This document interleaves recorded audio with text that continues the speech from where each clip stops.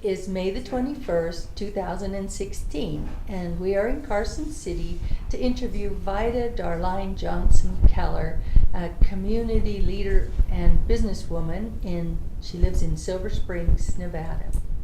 We're doing this for the Nevada Women's History Project through a grant from the John Ben Snow Memorial Trust.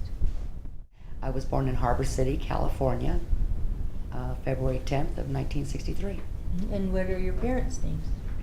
My father is Robert Vernon Johnson, and my mother was Betty Dolores Graves Johnson. Uh-huh.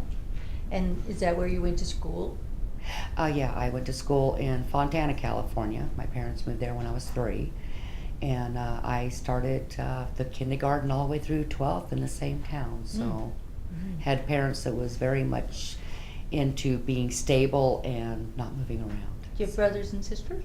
No, I was raised as an only child. So. Okay. And was there events in your youth that you'd like to talk about? Well, mostly in my youth, I was just, I was into education. I loved schooling. And was very involved in a program in California for mentally gifted minors.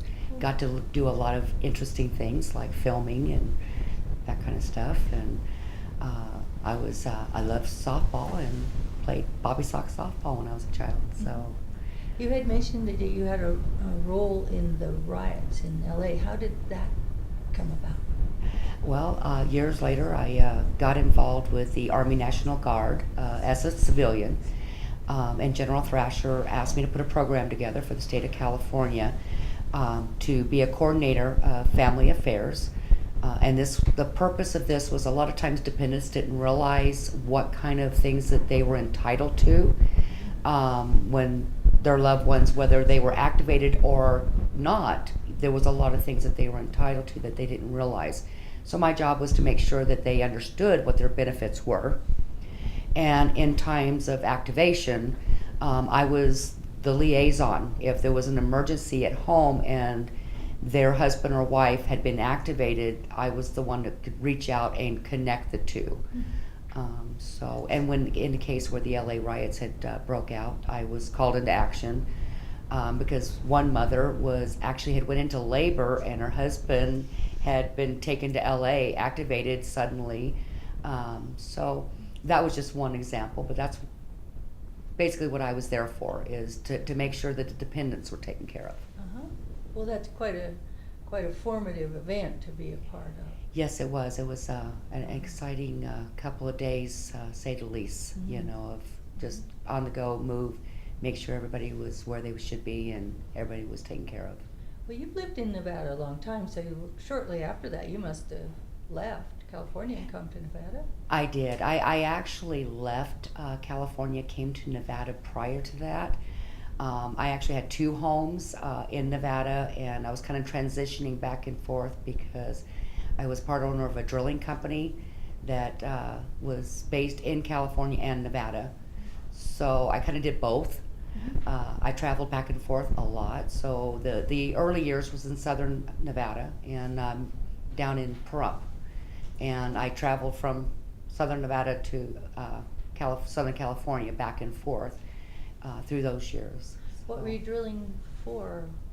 We did specialty drilling. We manufactured our own rigs, as well as we did methane gas extraction wells on landfills for like Browning Ferris Waste Management, because the methane would build up under the ground. So we would go in and we specialized in drilling to release that methane. So. Neat. And then you stopped being in 2 states and just stayed completely in Nevada? Became a Nevadan straight up, I actually called Nevada my home even then, even though I was living in both states. Most of my year was in Nevada, and part of it was in California at that time. So, but then I was sent on a contract up to Reno, Nevada, to do some hard rock drilling, and drove through Lyon County, fell in love with it, and later took steps to move to Lyon County, picked a little town named Silver Springs, and I've been there for over 20 years. So. And what do you do there? I am very involved in my community. Vice President, sorry, I'm stumbling here, Vice President of the Business and Development Association of Silver Springs, and we also help represent other parts of Lyon County. Lyon County doesn't have their own business and development associations, so we formed this association to be a support system to the county and to our community.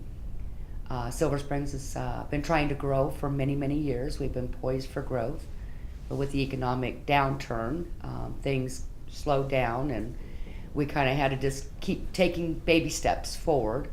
And those baby steps are now getting us to a position where we can accomplish a few things. So, I know that you have been a county commissioner in Lyon County. yeah, part of those baby steps. I originally became the president of the Silver Springs Area Chamber of Commerce. And that was kind of unusual because I was nominated, and the day of the election, somebody called me up and said, well, we nominated you, so if you get elected today, would you consider taking the position? Obviously, the answer was yes, and at our first meeting, I became the president, so that was for 4.5 years. Working with Northern Nevada Development Authority and, former Governor Gibbons, and the county, and just trying to work towards, like I said, economic growth in our sector and our community. And that kind of led to a really good relationship with former Commissioner Larry McPherson. And Larry came to me along with another former Commissioner, Don Tibbles, who have both passed now. Larry didn't feel he would be able to do another 4-year term. And as he put it, he wanted somebody with some common sense to step in and try to fill his boots. Well, I got a small foot, but I did my best. I ran for the seat, and I won in November of 2010. So I served from 2011 to 2015 for Lyon County. So we run at large, so we don't just serve our community, we serve the whole county. And anything during that time, your particular remembrance or interest that you had a part in? I guess my proudest moments was working through a budget problem. As you know, 2010, that things were not good. Lyon County in 2007, Lyon County was the fastest growing county in the nation, not just Nevada, the nation. With the downturn, we became number one again, the fastest going downhill.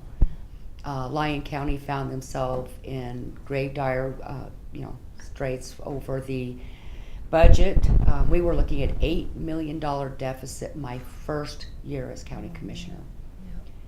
We spent many of hours working through that budget and figuring out how we could make the county run with a lot less money and not destroying, too many lives in the process, because you're looking at a lot of employees. Eventually, we did have to, downsize in our employment base, and a lot of departments had to downsize. But I think we worked very hard. We took the time, or at least, I know I spent many hours at night in my living room floor with a budget book that was this thick, going through page by page what we could do to make Lyon County safe and still function on the monies that we had to work with.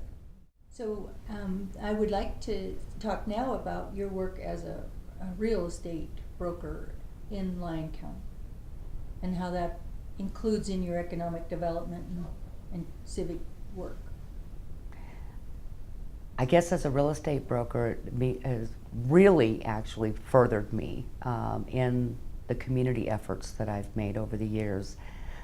Started off obviously as a real estate agent for an office in Fernley, and I went to work for a broker named Peggy Foley, and who was a wealth of knowledge. She had been in the business for so many years, and she trained me, and as she puts it, she trained me well. From there, I went ahead and got my broker's license, and I've always been located in Silver Springs.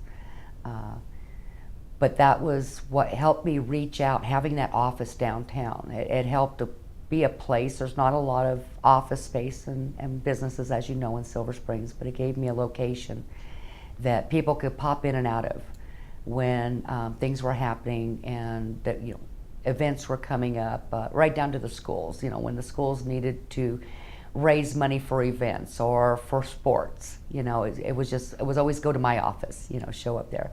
So it connected me with a lot of the community, even more so than I would have been able to any other way. It was just like that central location. From there is when I ended up becoming, you know, the president of the chamber and moving on to commissioner. So having that location is really furthered, you know, my career and my ability to help my community. So I think then too that you would know which parts of the county are economically depressed and which are thriving, and where the population centers are, and you must know the county very well. I know where every dirt road ends and begins, I think. I've been on all over the county, all over obviously Silver Springs because that one's close to home, but you know, even other parts of the county. From Fernley to Smith Valley, you know, I've been all over it. And so yeah, you learn where the most depressed, or the most, I guess, better parcels are that, as far as infrastructure that can be built. Looking for the right words there, but you know the history of Silver Springs. Could you tell us a little bit about that? Well, Silver Springs started out with two partners that came through, and Miss Merle Peak was one of the gentlemen. The other gentleman's name escapes me at the moment. Came through Silver Springs. They decided that it was a great place to subdivide, bring in families. That's what they did. They came in and declared this the town of Silver Springs, and actually took the steps to become a township at one time. Silver Springs is no longer a township, but it was back then. We're now, you know, we're just part of the county. We're taking steps to become a township again, but that's, you know, bringing history back forward. A lot of it was due to economic times why they gave up the township. But the Peak family actually subdivided, started it. They started the water company there so that they had clean water services. So that was the history of 60 years ago. Oh yeah, what year was it? I believe it was right around 1956.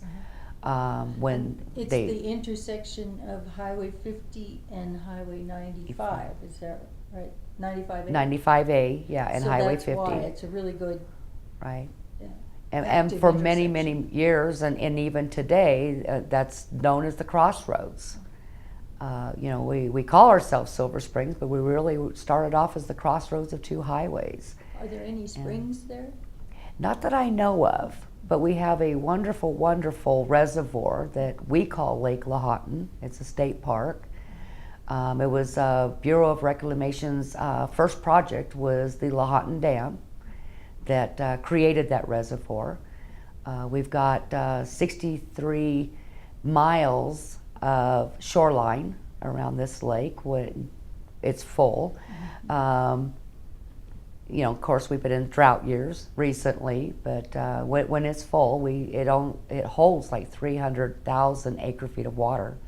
So it's known to a lot of people for skiing and boating and fishing and swimming, and so it's a great place to be. It's a beautiful, beautiful area with the wildlife around there and the eagles and the nest that we have. How about a little bit about the airport in Silver Springs? As far as community development, that has quite a potential. It's funny that you mention that because we have an event coming up here on the 28th that the whole event is being put on by the Business and Development Association at the airport, and it is to inform the public, the community, the citizens of what's going on, because we have a brand new master plan for a small expansion out at the airport that's going to bring in manufacturing, economic development. Along with that, we'll be talking more about the USA Parkway and the widening of Highway 50 to support that industry. We'll also be talking about 160 acres that has been designated as the new downtown Silver Springs. So we're no longer the crossroads. We'll actually have a town center with retail, commercial. Are you saying you're going to build a new downtown, or is it 160 acres that is currently with businesses? No, it's a Brand new. 160 acres clean slate. Wow.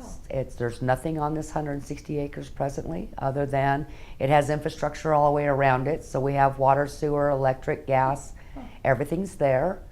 And it's close to where our high school, middle school, and elementary school is now. Yeah.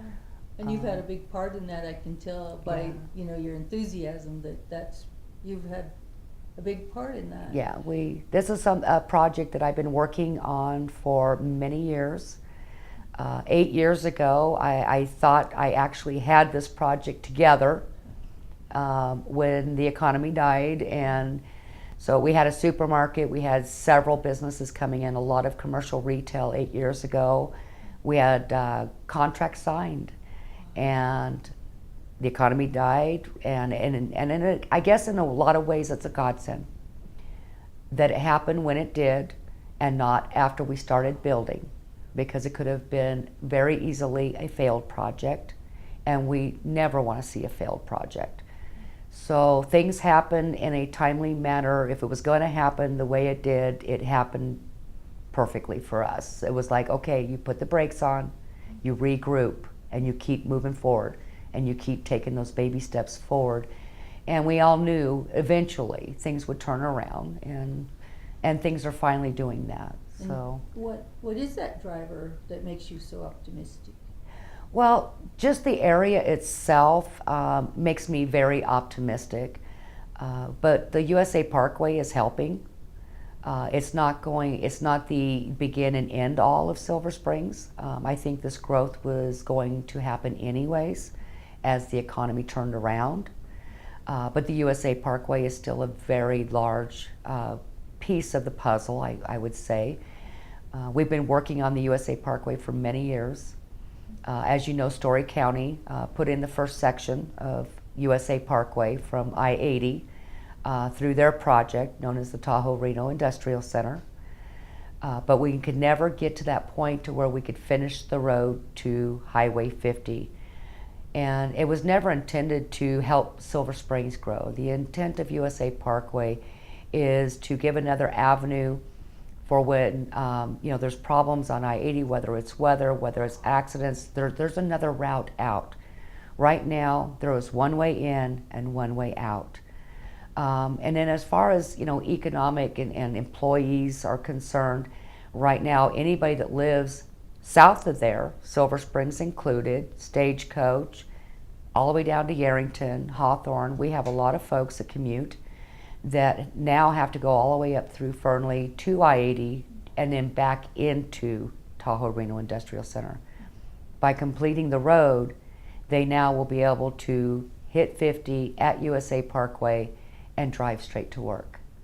I myself have a daughter that works up there, so I know she takes a long way around every day, and now she's going to have a shorter commute next year. So. Wow. So it's not necessarily a bedroom community because you're working on the infrastructure so that some taxes will actually be spent in the county. Exactly. Yeah, we don't want to be a bedroom community. And I've worked very hard over the years with a lot of great people in our area that, get right in there and dig in beside me to get things done. You told me you were the one that went to talk to the governor. So tell us about that. Well, we came to a crossroads, which is funny to use that word because of Silver Springs. But we came to a crossroads with Lyon County and Story County. Story County wanted Lyon County to finish the USA Parkway. Lyon County didn't have the money to do this. The money was just not in the coffers to even discuss it.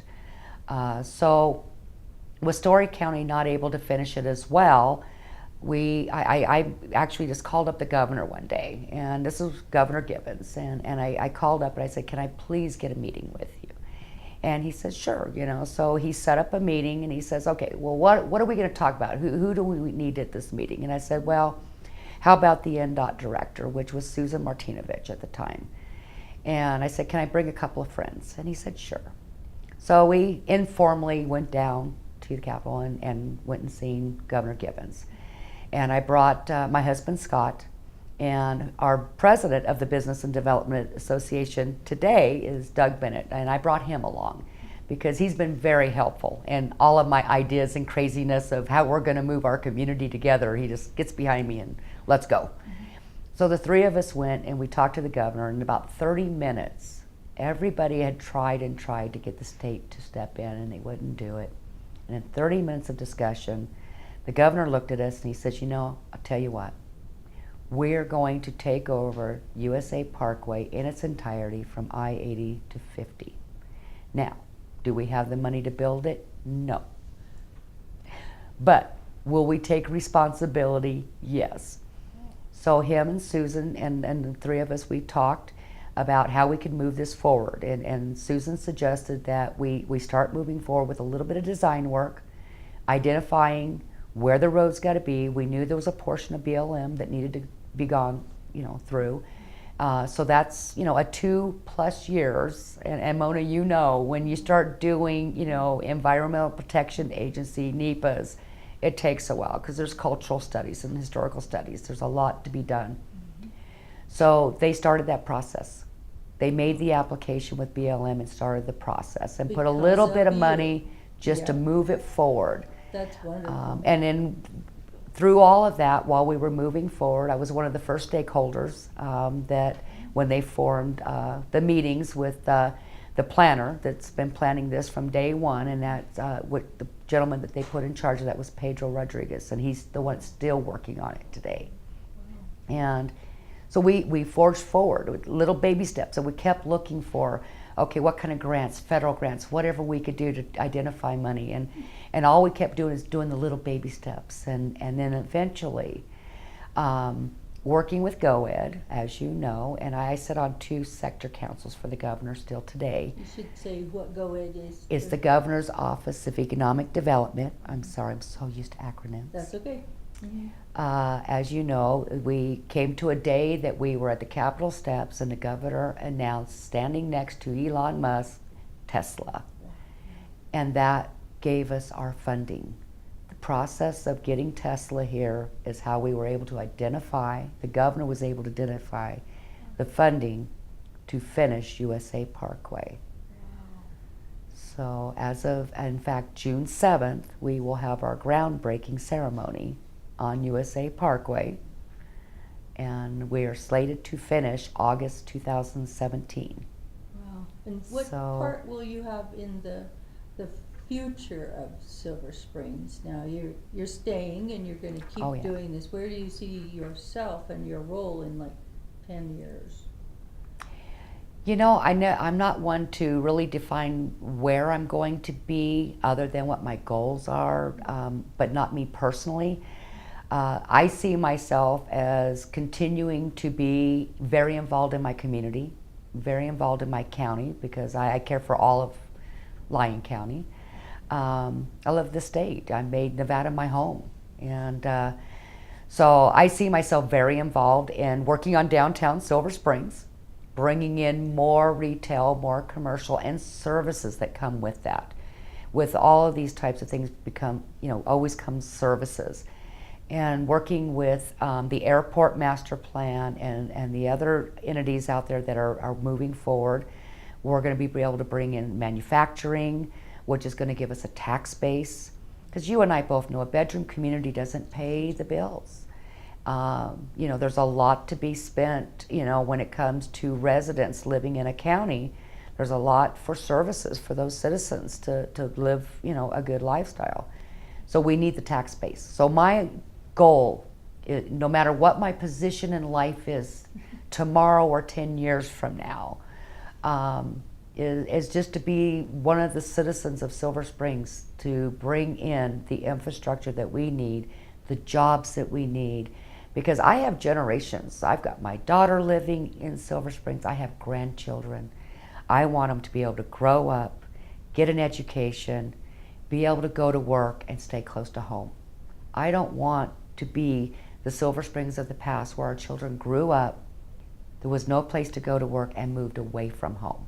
It's all about family, community, and friends.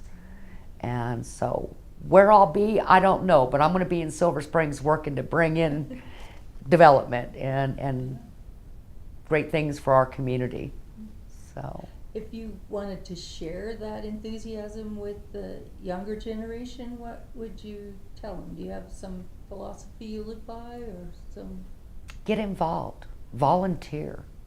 You know, there's a lot to be said for volunteerism. You know, not everything in life should be about money and material things. Yeah, to me, to better your life, you volunteer, get involved in your community at any level, you know, and we all work for a living. I work for a living just like everybody else does. But even if it's 5 minutes here and 5 minutes there, if you can spare a half a day there or here, you know, whatever your life allows you, growing up in the community. My grandchildren are very, very involved in their community. They're even a little bit involved in politics. Just they want to know, you know, what they're growing up and what things are going to be. And that's saying a lot for a 6, 10, and 12-year-old. I mean, they're very involved. But all of our generations, they need to look to the future. What they want their community to look like as they move forward and as they have lives of their own and children of their own, you know, and make steps to move in those directions. And I think, you know, going out and, you know, even if you just go out and volunteer at your senior center or anything like that, get to know your community, get to know your community's needs. You never know when you're just going to run across something simple that you can do that makes things better for where you live. Yeah, that's wonderful. And now I sound like I'm preaching, I'm sorry. no, it's not preaching, it's philosophy. Yeah. And some of the things in your past that helped evolve you to there, we had talked about how 9/11 impacted you personally, and would you mind telling us that? I know it's a personal story, but...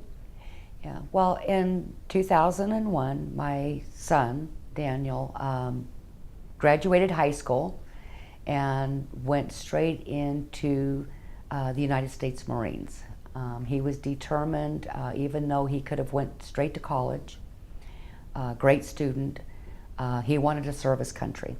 And he says, I'm going to go serve my country, and then I'm going to go to school. And so this was his goal. And he wanted to be a civil engineer. So he went in on a program to become a civil engineer. He went into boot camp, and in the end of August, he graduated boot camp. We went to his graduation in Camp Pendleton. And 2 weeks later, we had a very, very horrible day in our country. We all woke up to terrible news on the TV. My son was actually on a commercial flight back east with the Marines. Instead of a Marine flight, they actually put him on a commercial flight to continue his education because boot camp was over that morning. I was on my way to work, and you know, we had planes going down. Everything was a mess. We didn't know where anybody was. Flights were being, you know, rerouted. I didn't know where my son was for a lot of hours. Luckily, and for our family, and you know, his flight got rerouted to Colorado, and he was safe. But out of that terrible day, things changed for him as a Marine as well. Instead of going to that schooling for a civil engineer, they went to his secondary MOS, and he became a combat engineer. So he ended up being one of the first set of boots into Iraq when we went to war in Iraq. And we didn't hear from him for months because we had no communication at all. So yeah, I had a lot of sleepless nights for many, many months. My husband Scott and I, around the clock watching the news, you know, scared, you know, to death of not only for our son, but for everybody's out, you know, child that was out there, you know, the men and women that was sent over there. I mean, I had a lot of friends in Lyon County that they they also had children that were in the military and had been sent. So, we pulled together as a community and, just stayed strong, and sending care packages and hoping they were getting home. And, we sent some pretty good sized boxes because we not only sent for our own children, we sent for them to share with everybody and anyone. That sounds like that community you've been planning and hoping for, the one that really is a community. Yeah. Yeah. Well, events like that, as horrible and as sad as they are, and as much as they affect our lives personally, brings community together. It really does. And it's sad to say, sometimes it takes things like that to bring people together, but it generally does. When there's anything that's scary or tragic, communities have a tendency to get arm in arm and pull together. And Lyon County is one of those, not just a community, but the whole county. We have so many distinct different communities in this county that they do. It's amazing. They'll pull together as their own little nucleus, but then they'll pull together as each community, joining forces together. And I think we live in a great place. Yeah, the purpose of the grant was to interview people on Highway 50, and so you're right smack on Highway 50. So I'm in the middle of everywhere. The highway itself has been an important economic driver. Yeah. For what your goals are. So in summary, do you have something that we've not covered that you'd like to talk about? Oh gosh, not that I can think of off the top of my that's head. Okay. Let's see. Any other major events in the county itself that would affect the future and what you do there? I know the airport's one of those things. Yeah. But you're going to be busy with that new downtown. Oh yeah, we're going to be extremely busy with the downtown Silver Springs, being a support system to the airport and their expansions. Obviously, being a support to NDOT and the state when it comes to finishing that USA Parkway, because right behind that, there's 4 lanes to Stagecoach now, and they're actually going to complete the 4 lanes through Silver Springs, just the other side of 95A, not all the way to Fallon, but just to the other side. So that that's huge for us. Instead of having that 2-lane road, and with this, of course, we're going to get the underpasses for the wildlife, and which is going to help. Everybody loves their wild horses, but we don't like them on the highway, and so this is going to be, added protection for the drivers and for the wildlife itself. And so those are good things that'll come out of this. Mm-hmm. And along with this also, we're getting, all the, the data streaming that's being, laid in the ground, because we got switch that went up at Tahoe Reno Industrial Center, and they're connected to the switch in Vegas. That's a huge data center that stores data for people all over the world. And so that cabling being, put in the ground from Las Vegas all the way to Story County goes right through Silver Springs. So that's adding more infrastructure. Yeah. So. Well, I thank you so much for sharing your time and your thoughts, and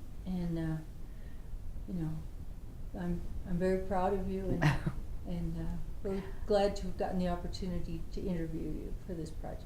Well, I feel very honored that you chose to interview me, because I'm one of many people in my community, and like I said, the whole county and the state, that we all work hard, but we all work hard together. Mm-hmm. And so thank you very much for inviting me.